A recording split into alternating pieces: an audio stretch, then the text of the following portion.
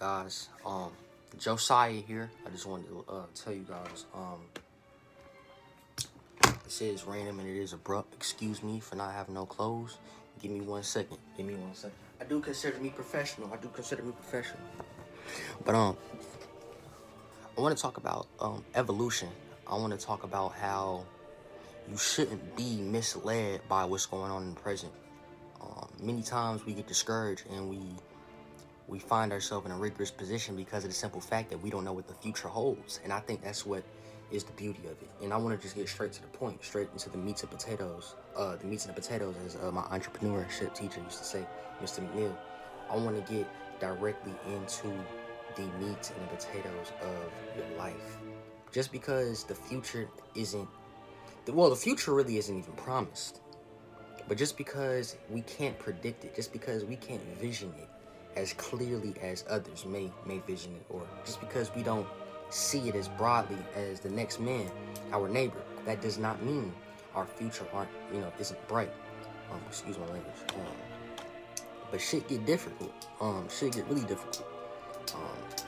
A lot of friends will be lost. A lot of family members will turn a cheek and strictly keep within their own lane, which is perfectly fine. But at the end of the day, can you maintain? Can you be great? Can you stand within your square? And as long as you can, I mean, there should never be no issue. There should never be no problem. Always find balance and always find love. And if you can't receive that, then always be prepared to be your source. Don't ever dwell on nobody else to be the source for you, because eventually that person or thing won't always be here, right? So you got to always be your own source. Be that fuel, be that battery. Because after all, humans in general are batteries, or walking batteries, full of energy, full of all types of chemicals and all types of emotions and electrons, protons, all types of systems flowing in our body, so much vibrational frequency. But at the end of the day, we can't utilize that frequency if we worried about the next source. If we're dependent on the next source to provide us and fuel us with that nourishment that we already have within ourselves. You are amazing. You're great. But obviously, it's really easier said than done, right? I mean, in the present time, a lot of things can just happen. Distractions can just throw you off your focus. But at the end of the day, I got to think about it like this, and I think you should as well. You have to be your own source. Nobody else can be a source for you. Nobody else can make you happy. You only can make you happy. That goes within a relationship. That goes within your mother and son bond, your father and son bond. It don't matter who you're connected with. It don't matter who you love the most. You can't be as much happy as you already are within. That neighbor, that person you're connected to, that person you love, they're simply a bonus to add on to the happiness or love that you already have within. Once you show yourself that love, once you show yourself that appreciation, the next person, that your neighbor or your loved one, the person you love the most, they add a significant bonus onto that attribute. And that's what's so miraculous.